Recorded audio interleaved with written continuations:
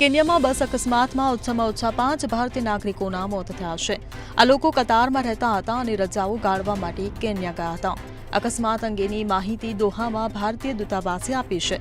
દૂતાવાસે x પર post કરી છે કે કતારથી 28 ભારતીયોનું એક જૂથ કેન્યાની યાત્રા પર હતું, જ્યાં તેઓ જે બસમાં મુસાફરી કરી રહ્યા હતા તે દુર્ઘટનાનો ભોગ બની. નેરોબીમાં ભારતીય ઉચ્ચ કમિશનના અધિકારીઓ ઘટના સ્થળે છે અને શક્ય તેટલી બધી મદદ પૂરી પાડી રહ્યા છે. ભારતીય ઉચ્ચ કમિશન તમામ શક્ય મદદ પૂરી પાડી રહ્યું છે.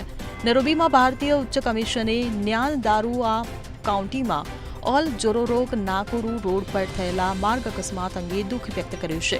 અકસ્માતમાં 5 ભારતીય નાગરિકોએ પોતાના જીવ ગુમાવ્યા છે, ત્યારે હાઈ કમિશનને શોકગ્રસ્ત પરિવારો પ્રત્યે સંવેદના વ્યક્ત કરી હતી અને ઘાયલોના ઝડપી સ્વસ્થ થવા માટે પ્રાર્થના કરી છે.